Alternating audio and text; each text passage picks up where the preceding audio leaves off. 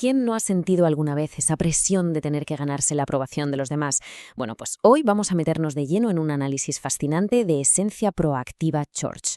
Un análisis que se sumerge en la carta a los Gálatas para desentrañar lo que ellos mismos llaman la trampa de la aprobación. Y es un dilema que, ya os digo, es tan relevante hoy como lo fue hace 2000 años.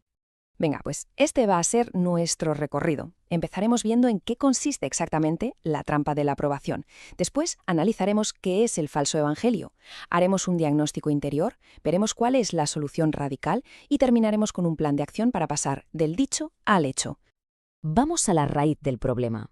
El análisis de Esencia Proactiva Church destaca algo que es, cuanto menos, sorprendente. Y es que el apóstol Pablo no empieza su carta con los saludos de rigor, que va, arranca con la intensidad de un desfibrilador, directo al corazón del asunto. Fijaos en el tono, en la conmoción que hay en estas palabras. Esto no es una pequeña corrección, es una auténtica señal de alarma. Pablo está asombrado, casi no se lo puede creer. Lo que nos dice que el problema no es algo superficial, para nada, sino una crisis de fe de las gordas. Y aquí viene un punto clave que subraya el análisis de Esencia Proactiva Church. Esto no fue un simple despiste. La gente no tropezó y perdió el evangelio, como quien pierde las llaves. No. Fue una decisión consciente, un alejamiento activo. Así que, en el fondo, de lo que estamos hablando es de un trueque, un intercambio en el que se deja a un lado la libertad, que a veces es incómoda de una gracia radical, por la aparente seguridad de las reglas, y como lo describe el autor, por un plato de aplausos. Se cambia libertad por validación. Vale, si se alejaron, ¿hacia dónde fueron? ¿Qué era eso que Esencia Proactiva Church analiza como un evangelio diferente? Pues la respuesta es muy interesante. No era ateísmo ni una religión totalmente nueva, no. Era algo mucho más sutil y por eso mismo más peligroso. La fuente lo llama la matemática mortal, y es una fórmula que parece correcta pero que en realidad es letal. No se trataba de negar a Jesús, sino de añadirle algo. Era esa idea de Jesús más mis obras, la creencia de que la fe sola no es suficiente y necesita un complemento, lo que, en la práctica, anula por completo su poder. Y mirad, esta diapositiva lo clava, porque nos muestra cómo esa fórmula de hace siglos sigue vivita y coleando hoy en día.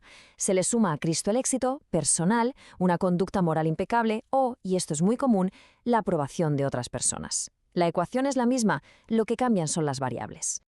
Aquí el análisis de Esencia Proactiva Church nos pone delante un contraste brutal. Por un lado, el legalismo, que te mete en una rueda de hámster interminable para intentar ganarte el afecto. Por otro, el evangelio, que te saca de esa rueda porque te dice que tu identidad ya es amada. Uno vive de la inseguridad, el otro de la certeza.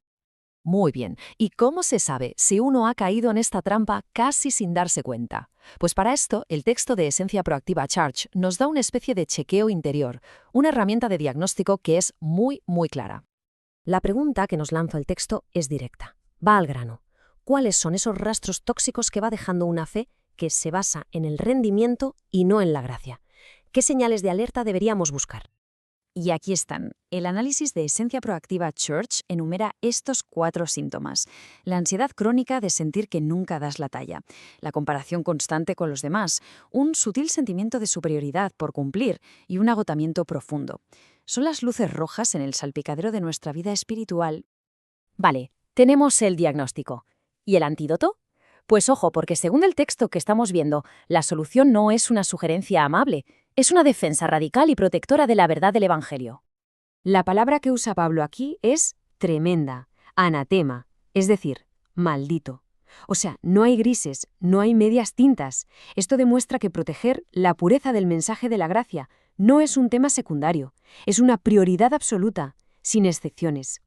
Y que quede claro, el autor insiste en que esto no va de ser intolerantes, va de proteger algo vital para que no sea envenenado por añadiduras humanos. Es como proteger una fuente de agua pura para que no se contamine. Al final, la moraleja, la idea con la que quedarse es esta. Hay que resistir esa presión tanto interna como externa de hacer más para valer más. Se trata de aprender a descansar en un valor que ya ha sido completamente asegurado, y no por nuestro esfuerzo, sino por el sacrificio de Cristo. Perfecto. Pero, ¿cómo se come todo esto? ¿Cómo lo llevamos a la práctica en el día a día?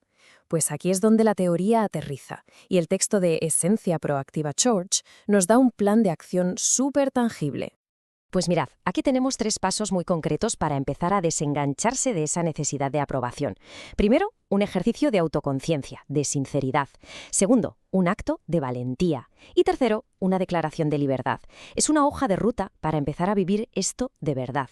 Y esta cita final del texto de Esencia Proactiva Church lo resume todo de una forma, magistral. El motor deja de ser el miedo al rechazo y pasa a ser el amor que nace de la aceptación. Es un cambio de paradigma total. Y terminamos con esta pregunta, que en el fondo es la clave de todo el asunto. Si este desglose del análisis de Esencia Proactiva Church ha aportado algo de claridad, quizás sea una buena idea compartirlo. Y la reflexión final queda ahí, resonando. Para la audiencia de quién se decide vivir hoy. Una pregunta que, la verdad, puede cambiarlo todo.